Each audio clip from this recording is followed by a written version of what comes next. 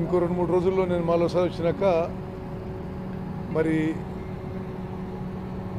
ఈ ప్రోగ్రెస్ గురించి మేమేం ఎక్స్పెక్ట్ చేస్తున్నాం గురించి నేను మళ్ళీ 11th వస్తాను.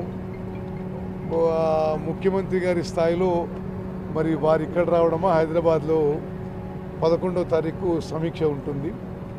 ఆ తర్వాత మేము ఒక ప్రకటన చేస్తాం. కేరళ నుంచి వచ్చిన ఈ క్యాడవర్ డాగ్స్ 3 మరి శరీరాలు ఉండే చోట ఆ ఇండికేషన్ ఉంది.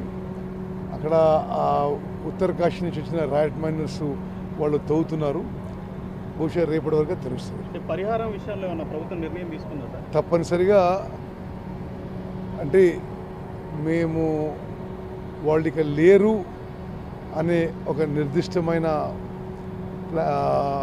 డెసిషన్కి వచ్చినప్పుడు మంచి స్థాయిలో కంపెన్సేషన్ ఇవ్వదు. కాబట్టి లోపల ఇంకొంచెం క్రిటికల్గానే ఉందంట కదా, ఆ కళ్ళంతా కూడా క్రాక్స్ వచ్చినాయి.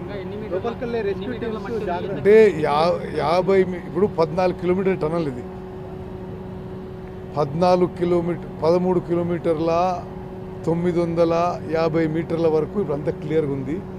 చివరి 50 మీటర్లలో ఈ రెస్క్యూ అండ్ రిలీఫ్ ఆపరేషన్స్ చేయడము, ఎవరైతే లోపల పోతారో వాళ్ళకు కూడా లైఫ్ రిస్క్ ఉందనేది ఇప్పుడు ఎక్స్పర్ట్ చెప్తున్న విషయం. అందుకోసమే రోబోస్ తెప్పించాము. రేపటి నుంచి రోబోస్ కూడా పనిచేస్తాయి.